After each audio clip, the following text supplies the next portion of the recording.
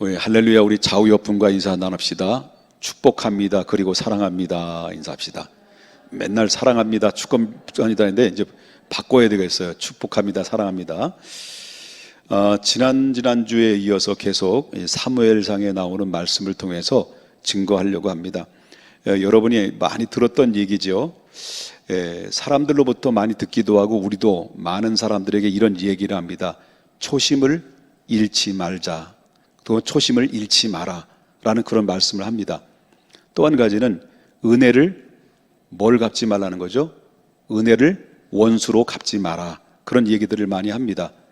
처음에는 시작은 참 겸손하게 시작이 됐는데 나중에는 점점 가면 갈수록 잘 풀리고 등 따뜻하고 배부르다 보면 사람이 생각이 자꾸 바뀌어지게 됩니다.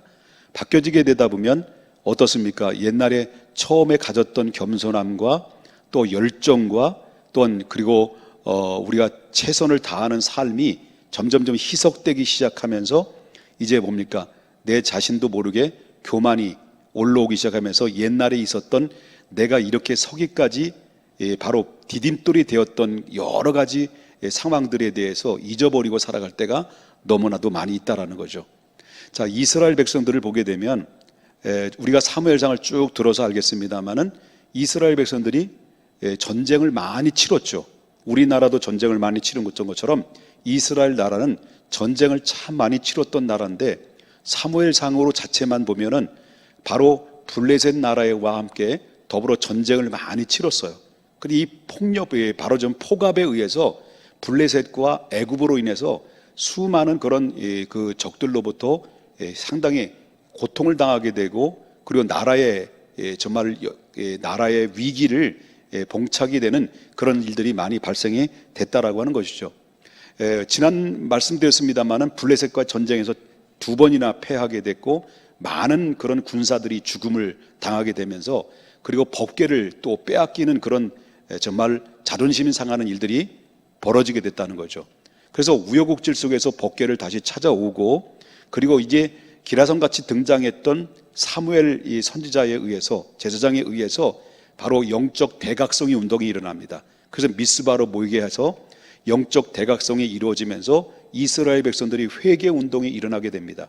그럴 때 회개 운동이 일어나고 그들은 무기도 준비되지 않는 상태 속에서 저들은 하나님 앞에 우리가 이렇게 고난을 당하고 그리고 주변의 나라를 통해서 폭압을 당하는 이 이유에 대해서는 우리가 하나님을 떠났고 하나님을 대신해서 우상 숭배를 하는 거에 의해서 이루어진 이런 죄값이었음을 고백하면서 하나님 앞에 통회하고 자복하면서 눈물로 회개를 했을 때 무장 해제가 되어 있으면서도 불구하고 이 약한 틈을 타서 바로 블레셋이 쳐들어왔음에도 불구하고 하나님께서 그 이스라엘 백성들이 힘 한번 쓰지 않아도 될 만큼 그 블레셋을 어지럽게 만들어서 그 격퇴를 시켰던 이 사건들을 보게 된다라고 하는 거죠. 이스라엘 백성들은 회개했을 뿐이고 하나님 앞에 무너진 제단을 쌓았을 뿐이고 그리고 하나님 앞에 정말 결단과 함께 더불어 새로운 다짐을 했을 뿐인데 하나님께서 그 마음을 기억하시고 또 그 마음을 헤아려 주셔서 그 블레셋을 이스라엘을 대신해서 블레셋과 싸워서 승리케 하셨던 그런 놀라운 은혜가 임하게 됐다라고 하는 거죠. 그래서 그들은 그때 당시만 해도 이거는 하나님의 은혜였습니다. 하나님이 도와주지 않으면 불가능한 일이었습니다. 전쟁은 여호와께 속한 것이기 때문에 여호와 하나님께서 우리를 승리케 하셨던 하나님의 역사였습니다라고 하나님의 능력과 하나님의 은혜를 늘 기억하면서 감사했었던 거예요. 이 사무엘이 지도자가 되면서 그 나라도 이제는 점점 안정 궤도를 타고 있는 그런 가운데 있을 때 어느덧 사무엘이 나이가 들게 됐고 두 아들이 나라를 다스리는 바로 사사가 됐습니다. 근데 아버지가 잘한다고 해서 그 아들들이 또 아버지를 닮아가는 것은 아닌 것 같습니다. 바로 아버지는 훌륭했는데 두 아들들은 하나님 앞에 정직하지 못하고 뇌물을 받고 백성들을 그런 믿음으로 다스리지 못하는 불량자 같은 그런 짓을 많이 했던 것 같습니다. 그래서 결국 어떻습니까? 이스라엘 백성들이 바로 지지율이 사무엘에 대한 지지율이 떨어지게 되고 그리고 두 아들들에 대한 불신이 생기기 시작하면서 이스라엘 백성들이 여기저기 사방팔방에서 이제 사무엘에게 요구를 하게 됩니다.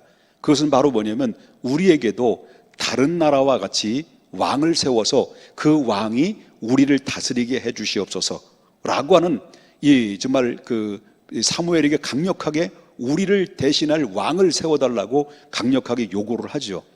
근데 사무엘은 기뻐하지 않았어요.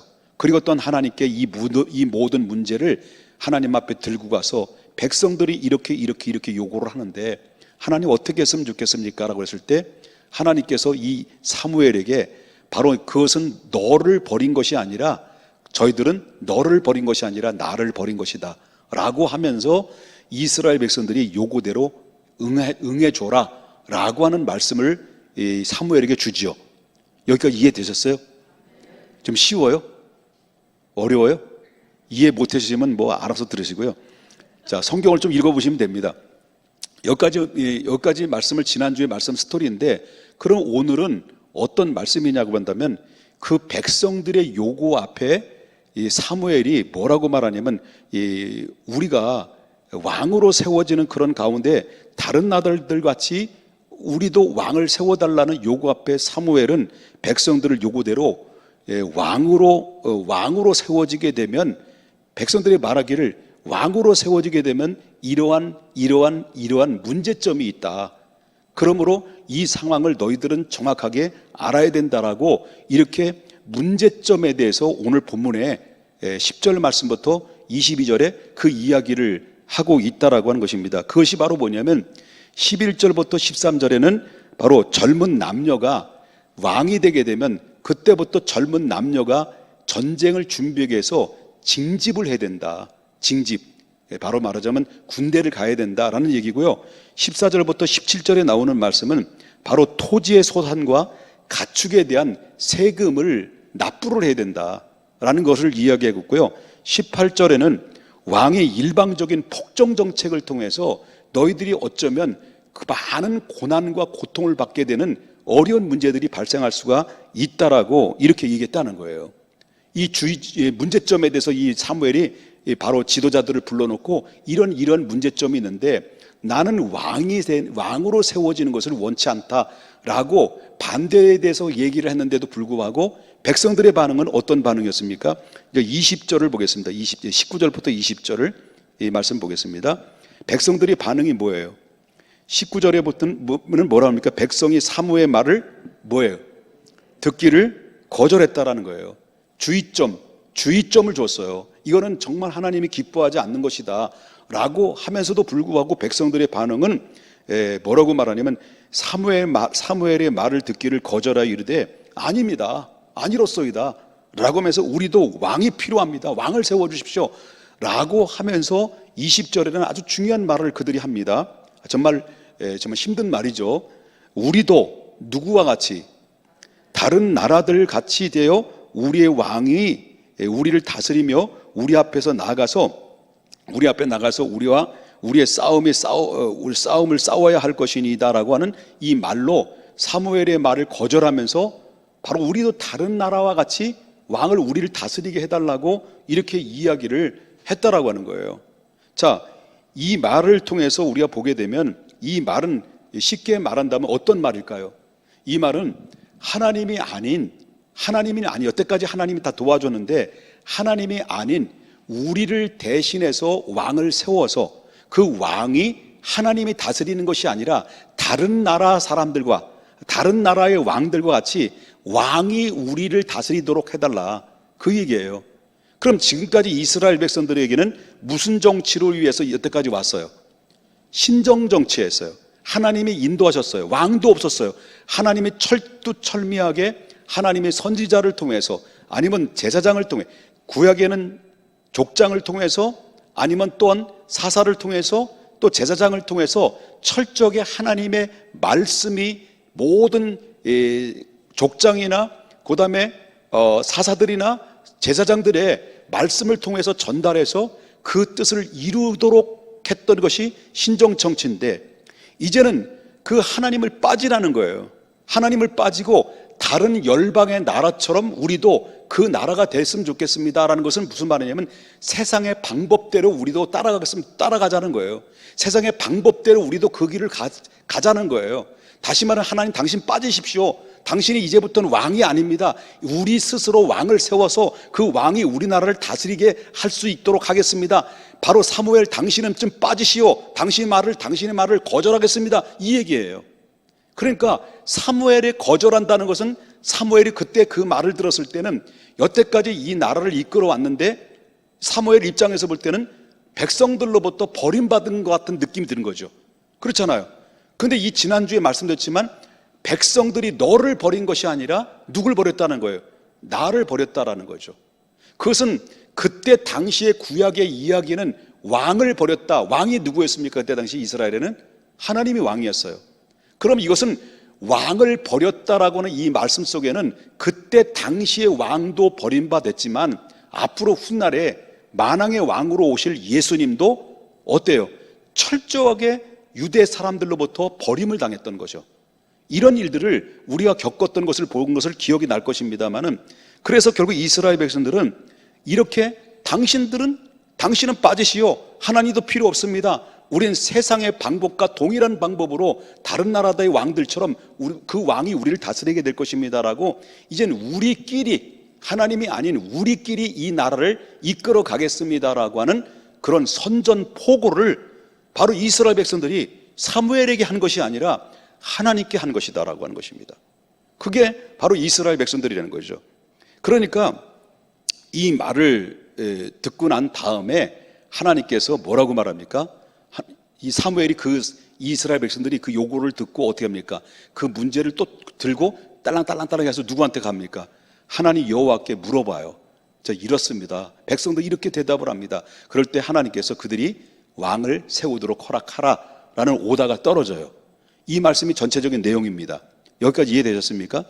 자, 그렇다면 이 말씀을 통해서 저는 두 가지를 한번 생각을 해봤어요. 왜 이스라엘 백성들이 이렇게 하나님 처음에 서두에 제가 말씀드렸습니다마는 초심을 잃어버리지 마라. 은혜를 원수로 갚지 마라. 그런 이야기를 했는데 이 이스라엘 백성들이 얼마 전까지만 해도 뭐예요? 이 블레셋이나 강력한 강대국에 의해서 많은 포갑을 당했던 민족이었어요, 이스라엘이.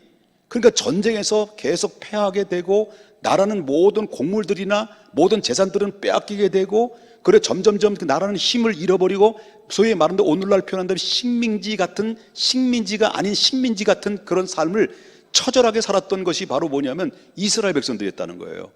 그런데 사무엘이란 지도자, 기도의 사람 지도자에 의해서 나라가 다시 회복되어지고 하나님 나라로서 세워지는 그런 놀라운 그 발판을 마련하는 것은 사무엘이란 지도자에 의해서 정말 그 나라가 안전한 가운데서 있었던 이유는 사무엘을 통해서 대각성이 운동이 일어났고 그 이스라엘 백성들은 땅을 바라보고 적군들을 바라보는 것이 아니라 그 이후로부터 하나님을 바라봤고 하나님을 의지했고 하나님의 은혜를 듬뿍 받고 안정된 삶을 살게 됐다는 거예요.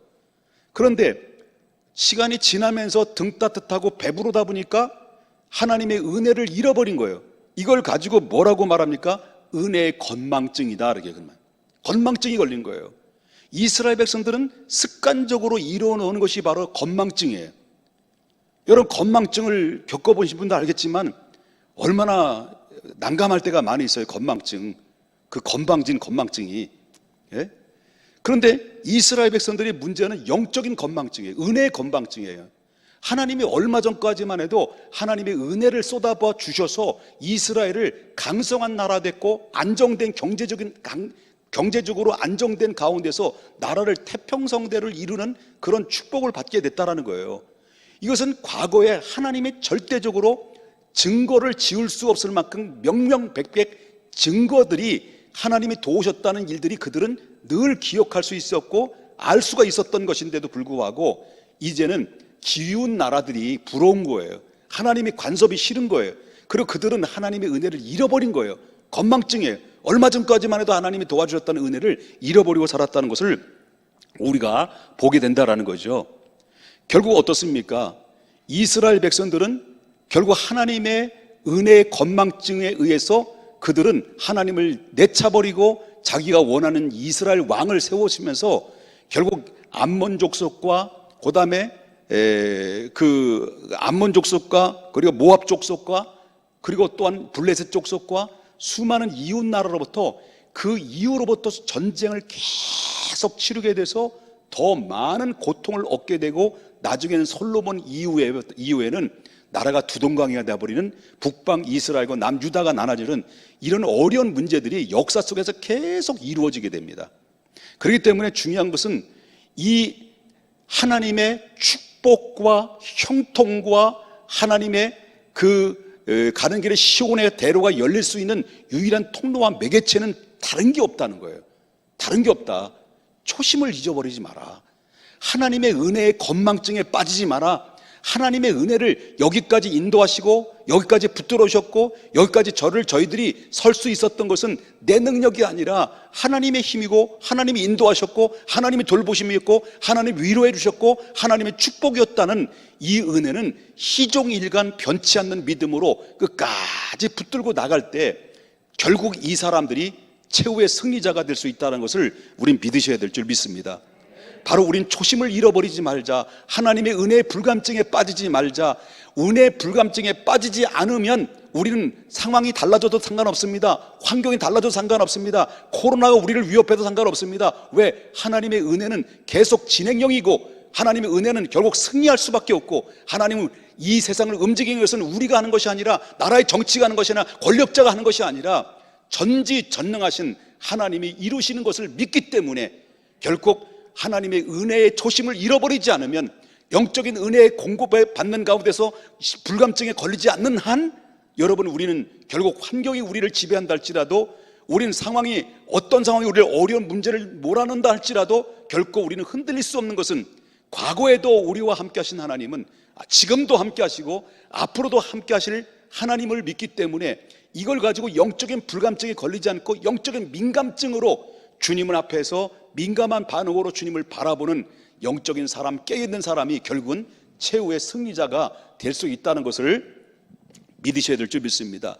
시종일관 변치 않는 일관성 있는 사람, 하나님 그런 사람을 쓰고 사용하신다는 것을 믿습니다. 상황에 따라서 엎어졌다 뒤집어졌다는 그런 삶이 아니라 정말 시종일관 변함이 없는 믿음으로서 승리하는 삶, 이런 사람들을 하나님이 찾고 있고 이런 사람들을 통해서 사용하신다는 것을 믿으셔야 될 줄 믿고요. 또 한 가지는 바로 뭐냐면 진 클린스라는 사람이 이런 얘기를 했어요. 뭐라고 말하냐면 좋은 것은 위대한 적이다 라고 말합니다. 그것은 이걸 바꿔서 말한다면 이스라엘 백성들이 최선의 하나님의 적이었습니다. 바로 그들이 최선이 누구였습니까? 누가 최선이었습니까? 하나님이었습니다. 하나님을 밀쳐나고 바로 하나님이 차선으로 만들고 우선이 바로 뭐냐면 하나님이 대신해서 왕이, 사람으로 세워진 왕이 우리의 우선이었습니다. 다시 말한다면 바로 세상의 나라들처럼, 다른 나라들처럼, 이 시절에 다른 나라들처럼 우리를 다스릴 왕을 세워주십시오. 이것은 바로 뭐냐면 바로 세상의 방법과 세상 사람과 똑같은 방법으로 살 테니까 당신은 빠지십시오라고 바로 하나님을 차선으로 밀어놓고 우선순위를 세상의 방법으로 두다 보니 결국 뭡니까? 이건 최대의 적이 하나님이 되고 말았다는 거죠. 무슨 말입니까? 중요한 것은 바로 뭐냐면 우리가 우선순위가 무엇인가를 정확하게 정해질 때 여러분 살아도 주를 위해서 죽어도 주를 위해서 믿음으로 우선순위를 하나님의 서는 자는 결코 넘어지는 것 같지만 일어서는 자고 실패가 되는 것 같지만 승리자가 되는 것이고 결국 시온의 대로가 열릴 수밖에 없는 것이 바로 우리의 삶의 우선순위는 하나님이시다라는 것을 두라는 것입니다. 그래 두 가지를 잊지 마십시다. 하나는 영적인 불감증, 하나님이 내게 여태까지 부어주신 은혜에 대한 불감증에 걸리지 마십시다.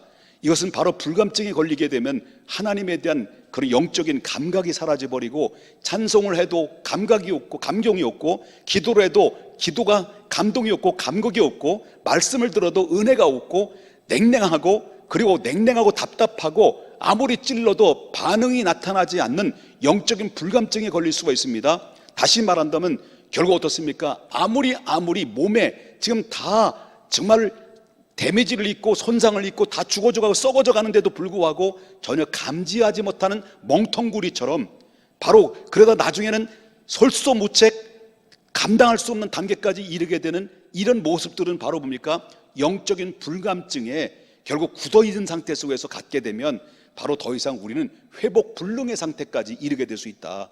우리는 순간순간마다 하나님의 환경과 여건과 상관없이 위로부터 주시는 내게 주신 말씀을 통해서, 기도를 통해서, 또 찬양을 통해서, 예배를 통해서 영적인 민감한 반응으로 저와 여러분이 서게 되면 우리 하나님께서는 여러분들을 통해서 반드시 새로운 역전의 능력으로 여러분을 반드시 세워주신다는 사실을 믿으셔야 될 줄 믿습니다.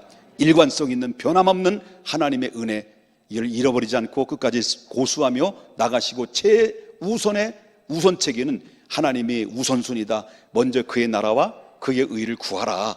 그러면 이 모든 것은 구하지 않은 것까지도 내가 너에게 더해 주신다는 약속의 말씀을 주의 말씀으로, 주의 음성으로 믿으시기를 주님의 이름으로 축복합니다.